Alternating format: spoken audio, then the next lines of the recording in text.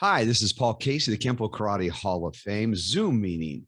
Today we're going to be talking about master keys and unraveling the mystery as well as exploring Ed Parker's thoughts on this. Is it martial science or is it Kenpo Voodoo? We'll let you decide. Thank you.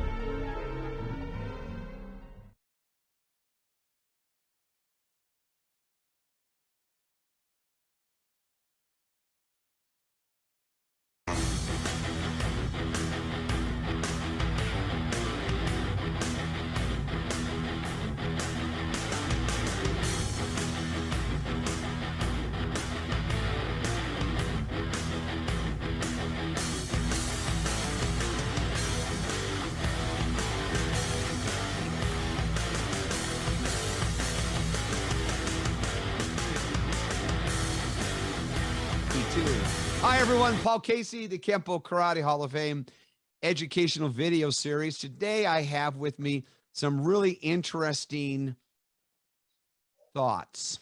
And we're going to be talking about the martial science? Are we going to talk about Kenpo Voodoo? It's up to these guys to help me decide what we're doing here. And I'm very honored to have with us Marty Zaninovich. How you doing, Marty? Good to see you. Good, Paul. Thank you for having me on. Appreciate All the it. way from Florida, Lee Wedlake. Hey, Lee. How you doing, Paul? You liked that intro, didn't you? Yeah, great. Off the wall. What can I say? I can always cut it. Senior Master of the Arts, Dennis Conatser. How are you, sir, from Arizona? I'm just muy bueno. ¿Cómo estás? And our founder, who just is one of my favorite guys, Mr. Todd Durgan. Hello, Todd. Sir. Okay, so let's just jump on top of this. The question that was brought up is, what is this all the interest in the master key? And there are several discussions on it. In the master key, you have the master key basic or basics, master key movements or movements, as it says here, master key techniques. And the definitions derive from the early 80s. Am I correct on that, Lee? That's correct. Why don't you walk us through a little of that? Well, if you got the original accumulative journal that was published in 1970, there's terminology that would go with all the ranks from yellow belt up to green belt. And there's no definition of the master keys in that. Now, I started working directly with Mr. Parker in the late 70s. And when we talked about it, it was oral transmission. He says, a master key movement is a technique that works for 3 or more attacks without being changed. Now that definition doesn't make it into print. So by 1982, in volume 1 of the Infinite Insight series, he comes up with the first definition in print that says it's a single move used in 1 or more predicaments equally. Now, by 1987, in volume 5 of Infinite Insights, this has changed. Now it's a move or series of moves that can be used in more than 1 predicament. Now, when you read a definition, you need to look at the definition itself and look at the words within it. And I remember being on the plane to Australia in 1987 with Parker, Skip Hancock, and a bunch of other people. And it's a very long ride. And Skip was working with Mr. Parker, and the 3 of us were kind of huddled up in one row of seats there talking about these things. And that's when he was coming up with the definition of what a move was, which is what you see later in the encyclopedia. So you've got those printed definitions, but that's the genesis of those. Was that the trip to Jersey? No, Australia. Australia. Down under. Were you on that trip, Dennis? I was on one with Frank and Lee. You were on the 1980. I was 86. 86 trip. 87 trip is when you came over with us. Yeah. Dennis, are you performing voodoo? Because you got hands inside out disappearing and weird stuff going on here. Marty, Your thoughts? My thoughts are a little bit different because they came from Mr. Planis. And when we talk about a master key, we never had that terminology when I started with them. But it evolved, and our interpretation of it is a technique that'll work on the opposite side with little to no change. A technique meaning 3 movements or more. A lot of times we consider a move several movements within the technique. So that's where we're going, you know, for our analogy on that. And like master keys from, like, you know, I've been taught, doesn't mean it's going to be the do all be all, is anything can be called a master key, whether you call it the equation formula, that could be a key to the system. There's a lot of things that can be classified at it, but as for our understanding of it and application, we generally go with that, what I stated at first. Todd, your analysis on that. Yeah, so I love the genesis of it that Mr. Wedlake shared. That was awesome. I think that it's sometimes an overused term, but sometimes very relevant. I use the master key idea or terminology for the universal pattern to define the first 3 planes in the universal pattern, because they are truly the master key planes. They are the base from which all of the other planes come from. I know I've seen Mr. Conatser's list of master key techniques and so on. I'm sure he'll get into that. I look at that and I struggle with some of those techniques to find relevance to the base technique, but certainly there is validity with the use of the terminology. I prefer to follow Mr. Wedlake's use of that, and certainly because he's given me now the genesis of that terminology, which is awesome. And the you know, more of the definitions that Mr. Parker gave in the Infinite Insights and Encyclopedia. Let's go to Dennis here. Dennis, help us to understand this concept of master key. Where did Mr. Parker come up with that? I disagree with Lee and such with the genesis of that.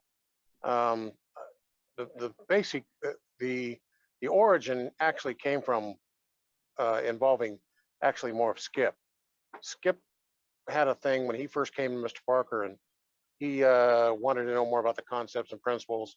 So Mr. Parker gave him a project, which was to take all the techniques, start with a yellow and go on and itemize move by move what principle or concept took place. For example, the first move, a delayed sword, the inward strike, the second move, the kick, the third move, the chop. And so each one of those moves has many different principles or concepts within each particular move. Well, out of that, if you look at the latest version of the what everybody refers to as the Red Book, I just refer to it as the latest before he died, in terms of the technical descriptions and the manuals for the stuff. And in the latest one, in the Greenbelt one, he took Skip's stuff and went through a whole bunch of techniques and listed out like 5 swords, the first move and all the principles, the second move and all the principles. All of them start with point of origin. Every technique we starts with point of origin. Now, some techniques we put our hands up, like as to say, hey, what's going on? You know, there's a couple of techniques that actually start with a hands up, because he wanted to do that because that's where the technique point of origin starts from.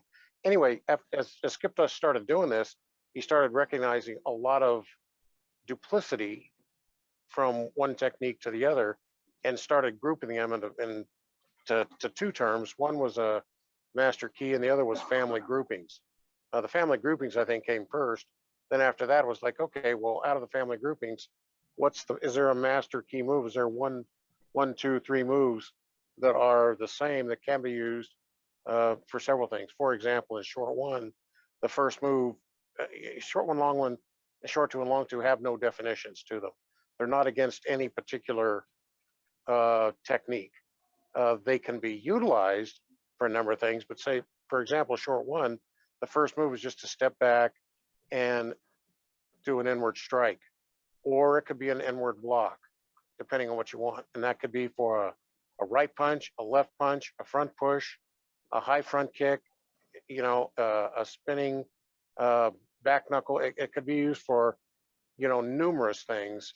That the inward block coming in, if you had a left spinning back kick, or not back kick, left spinning back knuckle on the first move of short one, that could be used for that. Anyway, there's you know, you could put your mind to use. Anything coming into that basic zone in there would fit with an inward block or an inward strike. So consequently, out of that, there becomes a master key move that could be used for several different possibilities. Keep in mind also that master keys, there are many master keys. There's not just, I mean, the popular one is the techniques, the one that I had listed, which is not my personal list, actually. That's Skip's list. I just borrowed it from him. So the thing is, that's one list on techniques. However, there's more lists on techniques other than just that one. That's not the master key list, you might say. There's a lot more different ones. You know, there's master key basics, master key drills, master key, you know, all kinds of master keys. You can master key a lot of things. You know, and sort of the same thing with, as Marty would say, with Inosanto, there's certain master key stick maneuvers that are prevalent in a lot of circumstances, and so on and so forth. So that's kind of my concept and workings with that stuff. But that, honestly, I don't dwell on them. It's an interesting topic, unlike our but that's my genesis, if you will, more so than what that is. And I know, of course, I wasn't in Mr. Parker's pocket every step of the way, so I'm sure, you know, when we took a trip with Lee and Skip to Jersey and to England in '86, we kind of formulated after that the dimensional stages of action. That kind of set off, because there was an article in Black Belt or Karate Illustrated saying that Kenpo was least efficient in close, in what we now determine as the in tight, the in up close range. What's it called, Todd? Contact manipulation range. Contact manipulation. You know, right? So, which obviously we know that's crazy, because we're obviously very good at that particular thing. You know, you don't want to get into inside Mr. Parker's manipulation phase, otherwise you will be manipulated. You know, so anyway, that was an interesting topic.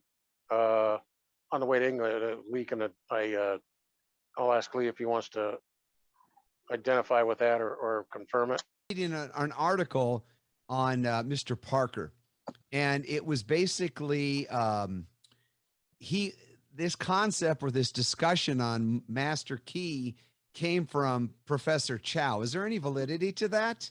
There is. It was what I was just about to mention, is that there was a phrase that he used. He says he got the master keys from Professor Chow. Now, what he called master keys, I wasn't smart enough back then to say, well, what were they? You know, with what Dennis had just said, I don't see where there's a disagreement. I mean, what I see is that his definition, meaning Mr. Parker's, that he published about it's a move or a series of moves. This applies to the single moves that Dennis was just talking about. It talks about the techniques that Marty referred to. Okay, and it also refers to that philosophy or concept. If you want to take concepts and group them as master key concepts or principles. Yep. So it's a versatile term, but it's one I think that kind of gets to be a catch-all at times, like Todd was saying. I have a question for that then. Let's look at it this way. Can we use a different term for the word master key then, so it will demystify it?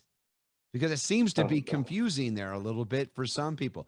What about that, Marty? What are your thoughts? You know, I believe in what Mr. Wedlake was just talking, and Mr. Conatser. You know, as far as my thoughts of a master key, and like I've been taught, anything can be called or classified as master key. Methods of execution, slice, whip, thrust, roundhouse, hook, hammering, that could be master keys that we apply. You know, ingredients of a technique, you add, you alter, delete, suffix, prefix, insert, rearrange. Motion, how to study motion. You know, you go into directions, your methods, your paths, your dimensions, you know, the angle. For you were asking what we consider other than calling it a master key, because like Mr. Wedlake was saying, it could be a generic overused term. And I think Mr. Conatser was saying the same. You know, we could go into methods of execution, which are all part of the system, and that could be called the master keys. And that can consist of slices, whips, thrusts, roundhouse, hooks, hammering type motions. You know, then you can go into an ingredients of a technique, you know, add, alter, delete, suffix, prefix, insert, rearrange, or motions, the direction, the method, the path, the dimension, the angles, the same thing that Mr. Durgan was talking earlier about. So I believe what they're stating too. You know, I believe it's an overused term. I personally prefer to go with more of the specific type analogies that with that, and then the techniques, you know, we can get into that as far as that goes too. I'm going to read that, you know, I'm going to go to the encyclopedia because it has the term, the definition in here, and you guys can correct me on that, Lee. What was the original, maybe what was added onto it, how it was changed. We did discuss this before. There's a key difference because of a word or two. So I'm going to go slow on this. And it says master key basic. So it says a single move that can be used in more than one predicament with equal effect. That's the first definition. Then it goes master key movements. A move or series of moves that can be used in more than one predicament. For example, and then it gives a rear heel kick, shin scrape, an instep stomp can be used for a full Nelson, rear bear hug, and with the arms free or pin, rear arm lock, etc. Similarly, an arm break can be applied to a cross wrist grab, a lapel grab, or a hair grab. Application of the arm break would remain constant, but the methods of controlling the wrist would vary. Then the last definition we have in here that's cued, master key techniques. And I think that probably answers more than the other one, but maybe I'm wrong. And that's where you guys are going to come in and answer that for me. The sequence of movements that can be applied to a number of predicaments, and then says see reference family related moves. Todd, help me understand that. So, yeah. So what master key, so the methods of execution Mr. Zaninovich was talking about. Methods of execution are ultimately, you got 7 basic methods of execution. Those are the master key methods of execution, right? Am I correct, gentlemen? Because off of those, a hook, a slice, a roundhouse, a thrust, punch, all of those 7 methods exist all others that are either modified or combined, right? So in my mind, that's what a master key is. It's something that has that weight in the world and that consistency, like I had mentioned before with the three master key planes, and I do refer to them on my poster as master key planes because they are what everything else is built of, and they are ultimately what the universal pattern culminated from those master key planes from the medical field with regard to the transverse, coronal, and sagittal planes. And they have existed for hundreds of years, like lots of people like to say. Anyway, back to the master key techniques. So I would bet you'd be hard pressed to find very many Kenpoists that would be able to take very many techniques and put them in a different situation other than some of these gentlemen here and a few others that I know of, and make them effective or use them effectively in a master key situation. I do not use that terminology that much. I prefer to use terms such as relative positioning, position recognition, and move into more of an equation formula idea. I don't even use the equation formula as much as a terminology, but to put the label of master key on so many things in my mind is, you know, at times just super redundant and out of touch. I'm going to go to, I'll let you jump in. I want to just reference what you were talking about. This is Todd's diagram, as you can see. And those terms that you're using, Todd, are medical, correct? Yes, transverse, coronal, and sagittal. So just the thing that saddens me in book 4, when Mr. Parker had the graphic done, and I don't know if it was Edmund doing that. I'm trying not to call him Junior because he doesn't like that. If it was Edmund that did it, or if it was Mr. Parker that did it, but when they did the alignment of the universal pattern in the graphic, they put this blank kind of the blank universal pattern, and then they went with the guy for 1, 2, and then dropped down to 3. So it took it all out of alignment, and it doesn't, at least in my mind. And when you look at the way, so what I did was I looked at it and I aligned it so you have 1, 2, and 3, and then it drops down. And then if you bring in that whole medical depiction of the transverse, coronal, and sagittal, then it all really kind of starts to make sense. And you look at it and go, yeah, height, depth, and width, that's what we are. We're 3-dimensional. And 1, 2, and 3, those are the master keys of height, depth, and width. And everything else is a diagonal dissection or some modification of those 3 planes. I'm going to go to Marty real quick. Marty, can you give us an example of techniques that are master keys? That probably one of the easiest. The principles that you said of opposite and reverse, and sure. I mean, because that maybe will help a little bit here.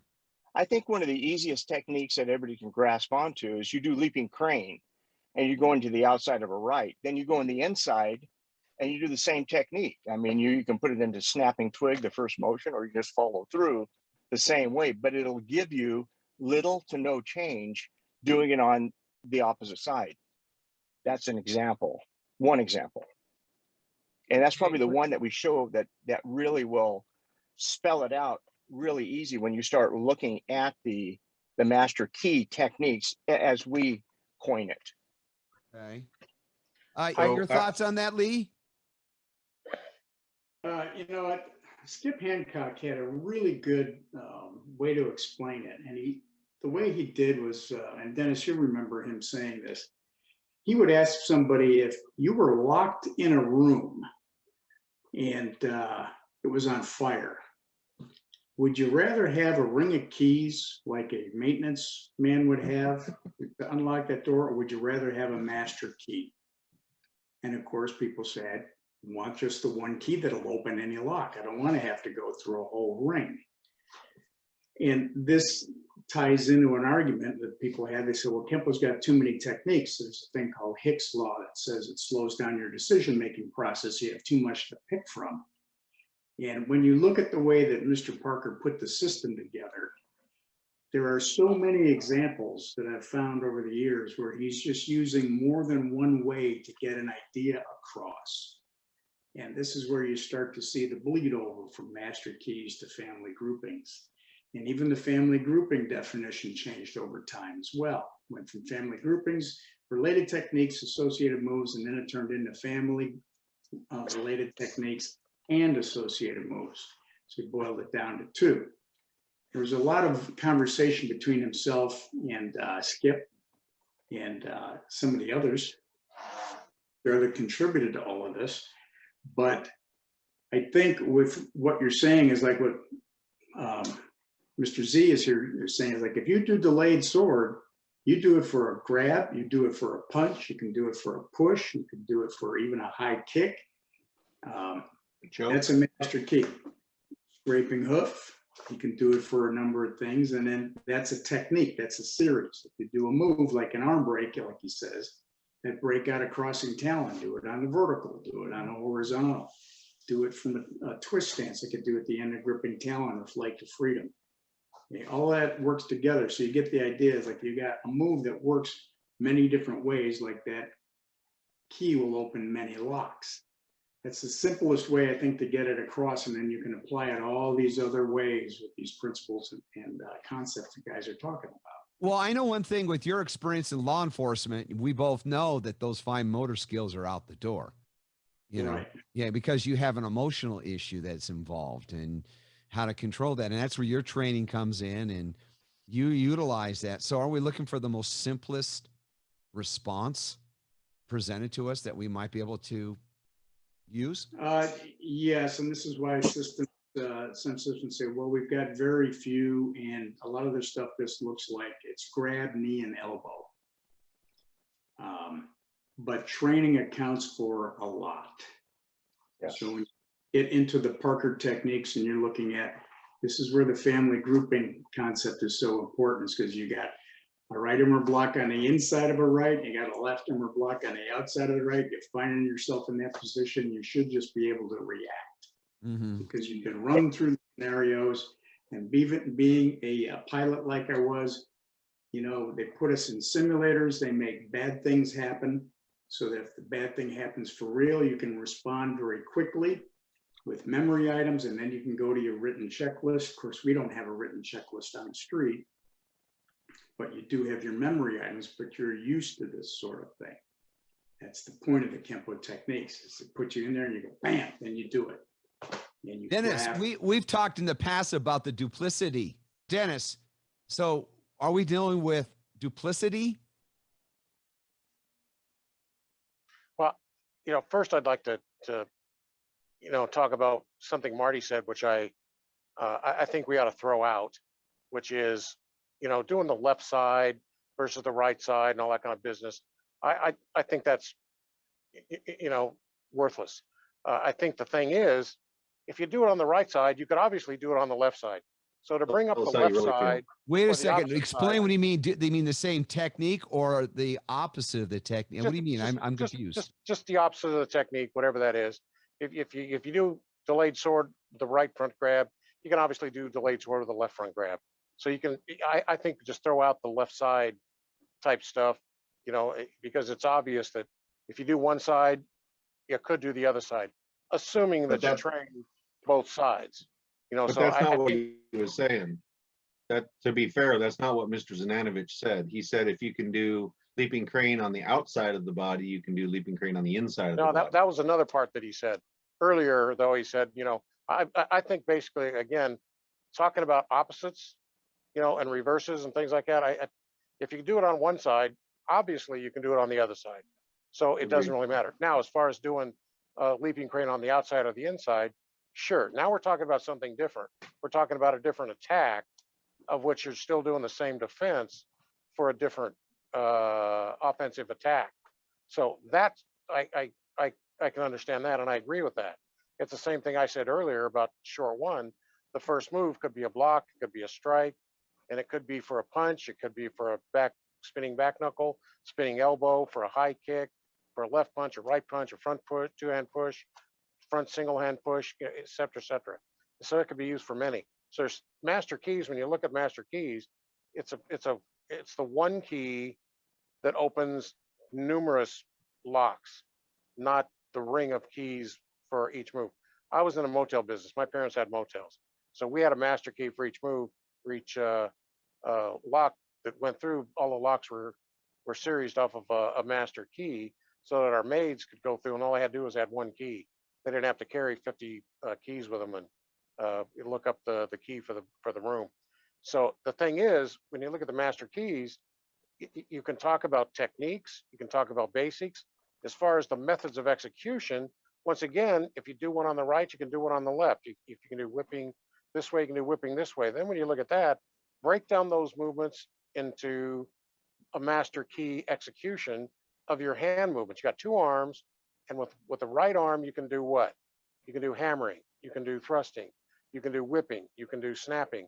With a change of the fingers or a change of the weapon area, but the execution of the arm is still going out, and there's a lot of duplicity there, which keys, what is the master key? That's the thing I think we ought to be looking at, not identifying, you know, the different basics, because then we can have master key basics. Every kick's going to be a master key then. You got a front kick, a roundhouse, a back kick. a side kick or whatever, when actually the master key kick is the front kick. Okay. And that's just a vertical kick on plane 2, right? It's going vertically. Is that correct? Three, The plane, that's right. 3's going this way. 2's this way. Okay.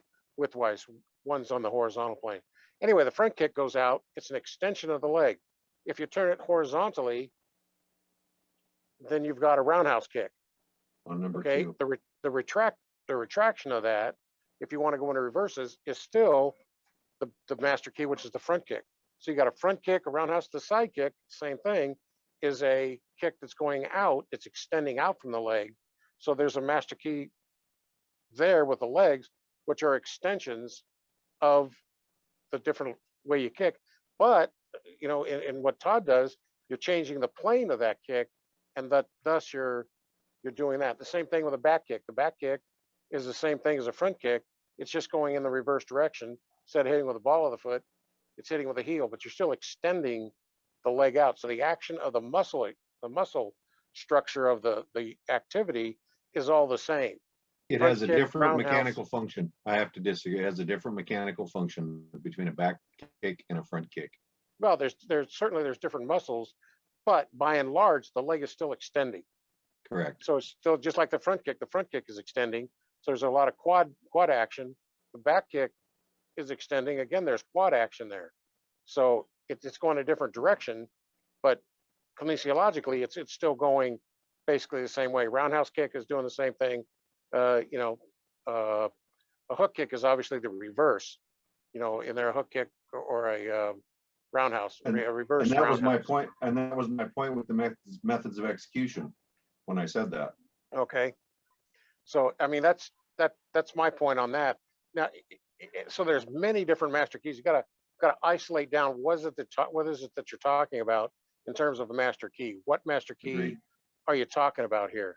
Let me get in there for a second. I want to identify something. You know, when you look at what what Marty was talking about, he's dealing with, if he uses your analogy, there's 10 rooms and you have one master key, but each room has a different special tumbler in the lock, but it's going to bypass that because of that minor element. And so what Marty's saying, this is going to work inside, outside. So it's like your master key. He's going down the path and he can open all of them because it's just a slight variation. It's going to work. The question is there a in the techniques of opposite and reverses that, and I've heard this with Huck Planis, and I've heard this with Marty and a few others.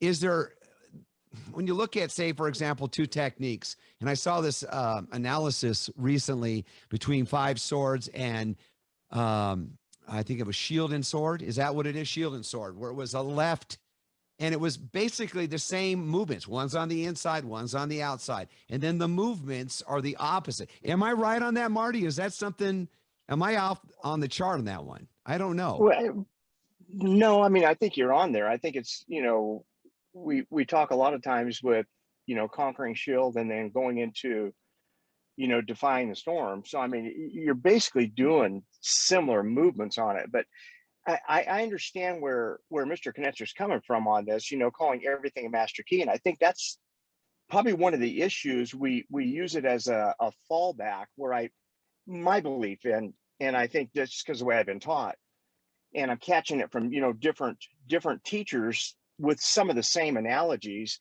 When you start talking about the ingredients of a technique, you start talking about the methods of execution. When you start talking about motion, you know, like Mr. Durgan was talking earlier, and the same thing with Mr. Wedlake, you know, I mean, it gives you a sense. And I think as far as what Mr. Conatser was saying, you know, I do believe you got to pressure it, and what'll work on the left or work on the right. We get that, but can you make it work on the right? We talk it a lot, but we don't pressure test enough of our stuff to really get it into our muscle memory to react off of that. I believe that to be more true than not. It's more we're teaching memorized techniques. And I think we need to take it to a different level on that and give, you know, the true essence of what we're trying to get across. Call it a master key or not, we're still doing basics, a basic front kick's a basic front kick, a basic rear kick, and then you learn how to get the mechanics in it. And I agree with the kinesiology aspect of it, because you got to know how it works to make it stronger and more effective. so that could be considered a master key. And I agree with Dennis a little bit on that, but I think we overuse that term. I really do. Do we overuse that term, Lee?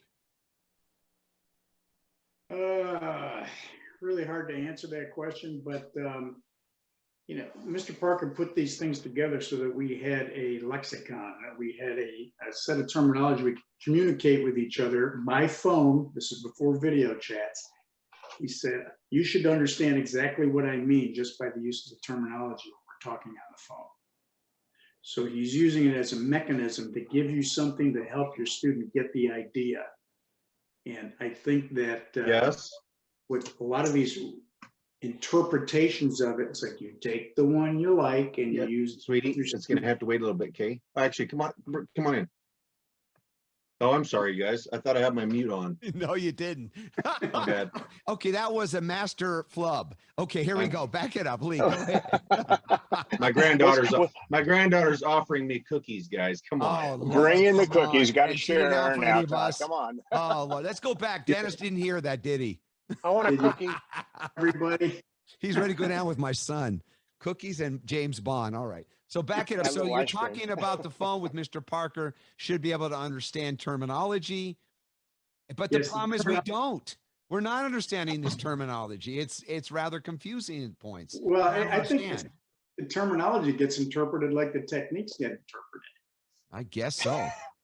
This Well is stated. I think, talking to what Marty said, the thing is, can you do it on the left side? That's a matter of training.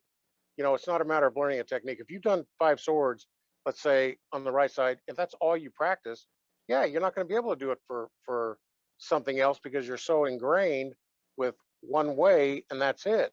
And it's not one way. It's used in multi situations, which is why I think the term is good.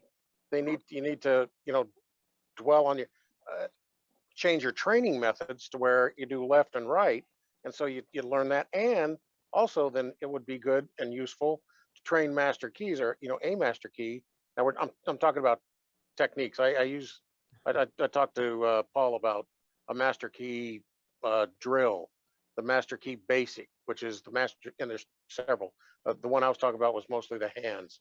So there's a master key basic for the hands. And the thing is, it works in numerous ways. Same thing for a technique. We need to take techniques and learn to apply leaping crane this way and have the student do it this way, so we can realize that it's not 2 separate techniques. We have 154 techniques. God forbid you go to the Tracy system where there's over 700 or something like that. Well, you're going to spend all your life memorizing sequential orders and never developing your own series yourself to where you got muscle memory where something comes at you, because every situation on the street's not going to be the same. And it's not even necessarily going to be the same as in the syllabus. It can be close, but you got to do things. I mean, there's a lot that goes into that. So I'm going to go to Todd right now. Todd, you've been on a Friday night class. Every one of us have done the Friday night line. Okay. What is the biggest bitch you see at it when somebody's throwing the punches at you? You didn't throw the punch the way it's supposed to come at me, right? I never said that. No, I never I'm said saying that. I see it all the time. Yeah. Oh, yeah. Yes, that's what I'm saying. You get in a line on a Friday night, Pasadena, I'm sorry, and the guy throws his something that's not supposed to be, and the other guy's complaining that, hey, that's not the attack. If I'm teaching something and I have a student come up and dummy up for me and they throw the wrong whatever, I do something. They usually end up on the ground in pain. I get them back up, and then I say, okay, that was the wrong one. Let's do the right one. And then we demonstrate the correct application or technique. Your thoughts, Lee? I think that happens in technique lines. If the technique, usually what they do is say, okay, we're going to do right punches. And they'll typically say, okay, we're going to work on 5 swords. At which case 5 swords is going to be for more of a center to cross push, because you're going to be blocking on the, to more of a roundhouse where you're blocking on the inside and working that way, And if somebody throws a right cross and you have to block on the outside, it changes up. Doesn't mean you can't do something, but it changes up from the original technique. And a lot of times the line wants to work on one specific technique syllabus move and get that move down. I think the change to that would be have a technique line where the guy up front here gets to throw whatever he wants, and you have to block or defend whatever comes at you. Because if they tell you the right punch right away, you're already getting a key to what's coming at you. You're getting some sort of right hand technique. If you come up and somebody throws a left, you know what's going to happen? I've seen it happen. Everybody gets hit or close to it.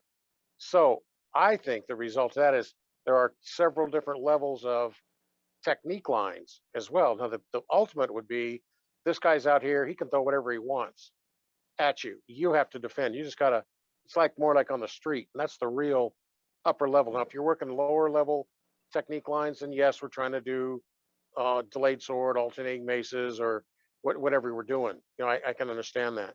On the upper level of training, I think that's where this kind of stuff comes in. So we're really talking more about advanced level training and how to take and actually identify what are the master keys. What's a master key move? What's a master key basic? You know, and why is it so? And then learn to apply it. Again, I go back to how much Kenpo do you know of? How much do you actually know? How much do you understand? And then how much can you apply? Those are the four things that are really important in terms of delivery. When I was there in Pasadena, we would Friday night, Lee, I know you were there for those things. Roger would run the class or Yosh, and generally a little calisthenics and all that stuff. And then we would go and do the techniques out of 4 because we sort of knew what was going to happen because he'd call them. Later on with Frank, he sort of just threw that out the window. He just said, we're going to run a line and I'm just going to throw punches or kicks or whatever. You guys got to work through it. And I'll tell you, the fear level all of a sudden escalated in everybody's mind because you got whacked. Oh, it's coming. You know, it happened. It's, you know, and I guess that was a really good training session because it made you realize that your opponent, unless you can read his mind or you have enough training, you can read his movement. There's only so many things he's going to possibly do. But then again, if there's other people hiding in the shadows, that's coming at you too. Do you ever work on that, Todd, where you just don't even work on a calling of a? Yeah, we have a exercise and training exercise that we call monkey in the middle. I'm sure everybody's done it. You put the one guy in the middle and you have 4, 5, 6 students surrounding, walking around in a circle, and they randomly attack with whatever at, you know, half, 3/4 speed. Yeah, Never Frank full used to call speed. that bull in the ring of some variation. But yeah, there's Yeah, 1,000 Ring of Fire we used to call. Yeah, names There you for go. everything. It's Yeah, good though. I there's like it. Yeah. it's a great exercise. And the thing that I like about that, as opposed to the, you know, the one in front of you, is that it really starts to make you aware of your environment and all of the people around you, not just the one guy that you think is throwing a punch, kick, or grab, or choke, or whatever. But it also works your vision instead of just your straight ahead vision. It also works your peripheral. Because sometimes you have these off angle guys. And sometimes there'll be a guy come from your right. And the next guy is going to be the direct guy coming directly from your left. So you got to get back to center. You got to keep your eyes moving, which is more like a street situation versus the lower level technique line where everything's straight ahead of you and you know exactly what's coming at you. And you learn, just like in the 2-man techniques, you learn how to monitor with your periphery in addition to your direct line of sight. I want to go to Marty for a second. Marty. Yes. Okay, Marty, do you ever do that in Mr. Andersano's classes with weapons? Well, you know, we do it all the time. We call it numerato, and it's the same philosophy. But in that case, you got kicks, punches, knives, sticks. You got all kinds of stuff coming at you, so you better be aware. And it's good training. But you'll do it. We call it the learning triangle, which, you know, no different than Dennis was talking earlier, you know, about the beginners, intermediates, advanced. We call the learning triangle. The first round would be cooperative, and that's when you're going to learn the techniques and you're going to walk through them with your partner until you get an understanding of how to apply them. Then you go into the competitive level, and that one you could raise up a little bit with your partner and add a little bit more pressure to test your technique and not just be a one and done dummy. I mean, you'll want to throw something back at them to force one of the biggest ingredients of technique we use is altering. And like Todd was talking earlier when he said that, when you're looking at it, position recognition. I mean, that's the key. I mean, you got to know what's coming. You got to be able to read it. And then the third level of the triangle is combative. And then you go to the level that you both agree upon, no matter how high or where you want it to go, but it's agreed upon when you get in there. So yes, and answer your question. And that's some of the thoughts that we have. Lee, I want to go to Lee. Okay. And Lee, my question is simple. Do we really have a uniform definition or understanding of what we're trying to talk about here with basic, the master keys? Are we just floundering here? It seems like I see a lot of pushback. Well, the big thing I will say, I want to set up because I know you're going to come back with a great answer. I posted this up on Facebook, on social, because I just want to stimulate some discussion. The purpose of this channel is simply to hopefully educate people or at least stimulate somebody enough to look into it. Pick up those books from 30, 40 years ago, and then sit down and ask Todd Durgan or Dennis Conatser or Marty Zaninovich or you to help define it. So how do you deal with this? I mean, can you give us something here? I like to go back to a real basic principle, which is keep it simple. Amen. And I think what's been missing, I believe what's been missing from my experience in traveling and going from school to school is the old school training methodology, which was person threw a right and say, if you're going to do 5 swords, you do it on the inside of the right. Now he throws a left. Can I do that same technique on the outside? And if I do I have to change it? It's a discovery process. It's a formalized method where you take the student and say, you work it for a straight right, you work for a roundhouse, you work for an uppercut, you work it outside of left, you work it for a kick, and then you start to see what it works for, how, and what it doesn't work for. And you're able to get the coordination on both sides and so on. So if you find something that it works inside and outside, it's a master key. And I think that the student gets it. This term is just a way for the student to get the idea that there are sequences or there are single moves that work for more than one thing, because you don't want them to think it only works for this. It's got to work for multiple things for all these reasons that all the instructors this evening have talked about: street situations, training, and so on. Do you find yourself teaching the student the beginning of one technique and ending with a different technique and trying to explain to them why that works? Yes. Because I hate to say it, a lot of people just think round peg, square hole. Got to be that, got to do all 7 moves. And if you don't do all 7 moves, you haven't done it right. Right. When Mr. Parker came to my school in Chicago many, many years ago, it was one of the first times the first time he sat on one of our black belt exams. And we were in transition. We've been doing another offshoot Kenpo, and we're transitioning over to the Parker system. And he said, yeah, they're not getting through the entire technique, but they sure blend with the situation really well. And I said, well, that's what they were taught to do. And he said, you're kind of penalizing them for not being able to do the entire technique, but they are changing up and doing something effective. And he agreed with me. But he also said, they have to know the techniques and those sequences, because of his idea of, that's where he had certain movements and sequences that live. That's where you find that. How do you feel about that, Todd, with the PKI? I mean, you're the founder of the PKI. What are your thoughts? So with that, I put some judo endings, some jiu-jitsu endings, some Kali Eskrima combatives in there, so that students can see those positions and recognize those positions and be more flexible with regard to the direction that they go, based on the direction they need to go, not the direction that they've been trained to go. And I think that's probably the most important part, is that, what do you need to do, not what have you been trained to do.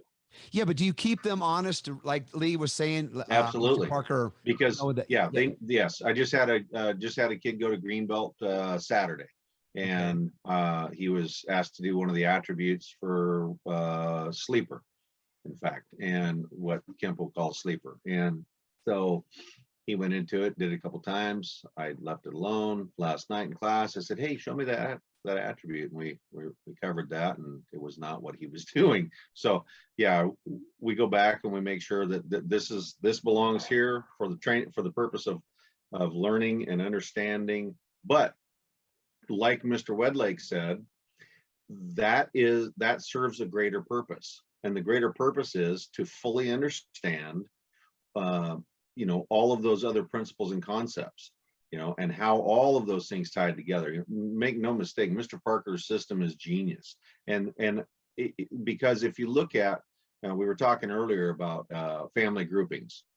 And one of the things that the family groupings does, and pardon me if I get a little off track here, is it not only teaches you the base technique, but if you look at some of the techniques in the family grouping as they progress in difficulty and in intricacy, is you start to see the introduction to environment. You start to see the introduction to different ranges, to multiple opponents, to all of these different things.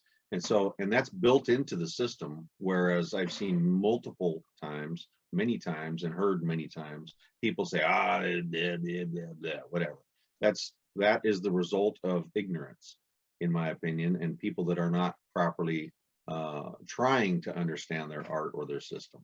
You touched on something. What's funny is that you're talking about what Mr. Parker enumerates as the 8 considerations, and infinite insights. And people, again, need to pick up the book. I mean, if you're going to learn something about Ed Parker, pick up a book, look at what he has here. I mean, I can't tell you how many conversations I've had with Dennis about those damn things. He always brings them up, but they have such relevance, exactly what you were saying there. So let's right now, this is very, it can go anywhere, this conversation. I'm going to, with one more moment, let's end it with, because I know that Marty's going to be leaving us soon, and we're going to conclude this for now. This is just an introduction into this, because I think it will help demystify this a little more, because it's the martial science that we're really focusing on, not just going out there and using a big term, but not understanding it. Is that a common, would you all agree with me that for the most part, everybody just throws out these big words, and if you ask them to explain it, I don't think they can. At least majority of them. Maybe it's like in the movie The Lion King, when Whoopi Goldberg's character says Mufasa, and all the other ones go, ooh, do it again, Mufasa, ooh, and they, it's, I think some of these things start off as somebody learned about something, and now it's really impressive in their mind, and feeds some primal need they have, and then it just gets blown out of proportion. And then there's other people on the other side of the fence that don't want to have anything to do with it because, it's minimal in their eyes. Marty, your final thoughts?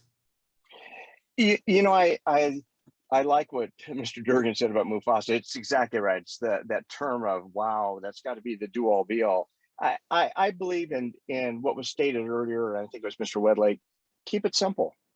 If we keep it simple, we keep exploring, we keep an open mind, I believe that you can do nothing but better yourself. And I think the more you can study and the more you can get around different people, it's going to enhance your own self-expression, in your art when you're doing it. And you'll have a better understanding how to utilize that art to the fullest extent of it. And that's a lifelong, in fact, a couple of lifelong endeavors on that. But I keep an open mind, study, learn, keep asking questions, and you can do nothing but grow. If you improve yourself 1% a day by trying something new, at the end of the year, you're already 365% better than you were when you started. So I'm a firm believer in that.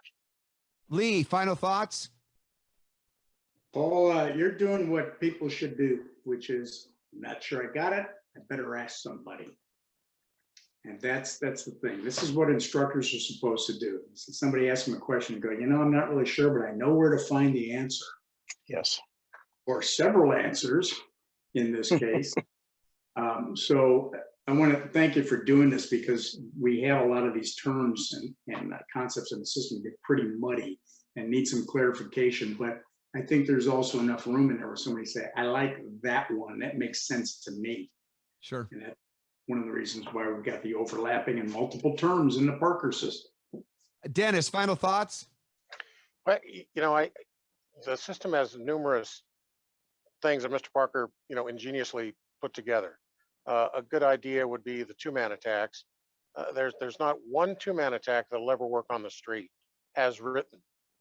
They were not put there for that. They were put there to teach and give the insight into how to possibly do this maneuver and how to maneuver between, say, two people, maybe three.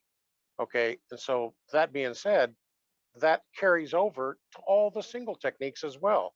They may not work. You have to be able to create your own technique, which has to do, which I'm sure Marty will agree with me, depending on his background, because we both had similar backgrounds with the same people, and it's fundamental security. You have to have the base.